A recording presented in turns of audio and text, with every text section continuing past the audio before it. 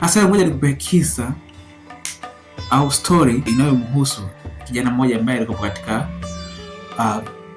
dhana au fikra za kutafuta utajiri kwa njia ambayo sio stahiki. Unajua vijana wengi sana sisi tumebezwa, au tunaweza kusema kwamba tuna malengo makubwa sana lakini si katika utendaji wa kazi.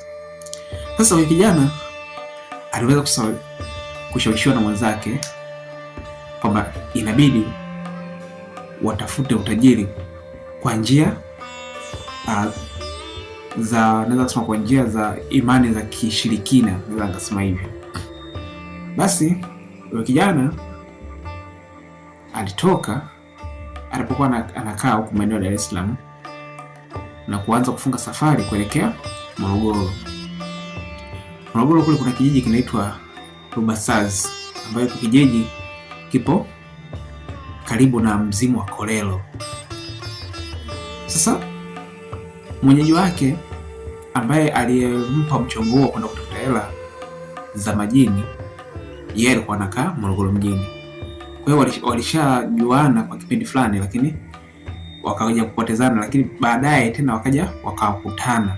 Ndipo alipomwona rafiki yake huyu ambaye anayekaa Morogoro amefanikiwa, na yeye ambaye ni rafiki, mtu ambao walikuwa wameishi wote wao walikuwa katika tangu utoto pamoja mpaka kufikia hatua fulani, yeye bado hajafanikiwa.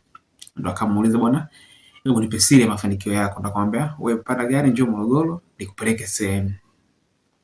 Basi alifika pale Morogoro, wakachukua gari lingine wakaelekea hadi sehemu inayoitwa Rubasazi, karibu kabisa na mzimu wa Kolelo.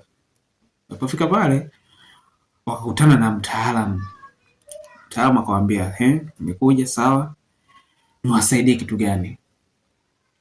Sasa yule kijana ambaye alikuwa amefanikiwa ikabidi ndio awe kama main speaker, awe ni mtu ambaye wakuweza kuelezea ni nini kilichowafanya waende pale. Basi akamwambia, bwana, mganga, kama nilivyokuja mimi mara kwanza